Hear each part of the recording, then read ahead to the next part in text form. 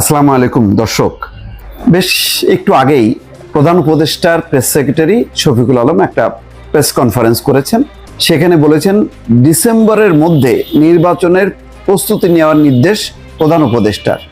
এটা দুইটা দিক আছে, এটা ভালো।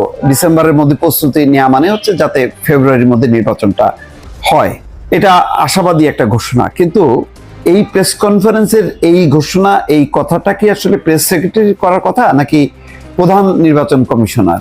এটা হলো একটা বড় প্রশ্ন, মানুষ ধাক্কা খাবে যে এই ঘোষণা, নির্বাচনটা একেবারেই নির্বাচন কমিশনের ব্যাপার, এটা কোনোভাবেই নির্বাহী বিভাগের না বা প্রধান উপদেষ্টার ব্যাপার না। প্রধান উপদেষ্টা বলতে পারে যে এই সময়ের মধ্যে কিন্তু বাকি প্রস্তুতি কিভাবে, এখানে যেভাবে প্রস্তুতির কথা বলা হচ্ছে সবকিছুই মনে হচ্ছে শফিকুল আলম প্রধান নির্বাচন কমিশনার অথবা নির্বাচন কমিশনার সেভাবেই তিনি বলছেন। এইগুলি কিন্তু মনে রাখা দরকার যে আমার অনেকগুলো ক্ষমতা আছে, সেই ক্ষমতাগুলো আমি যদি এককভাবে ব্যবহার করতে থাকি তাহলে কিন্তু সেই আগের মতন অবস্থা হবে। ওই যে শেখ হাসিনা যখন মনে করবেন তখন নির্বাচন দেবেন কি দেবেন না সবকিছু শেখ হাসিনার উপর। আমরা তো এটার বিকেন্দ্রীকরণ চাই, আমরা চাই যে সবগুলো প্রতিষ্ঠান তার মতন করে অ্যাক্ট করুক।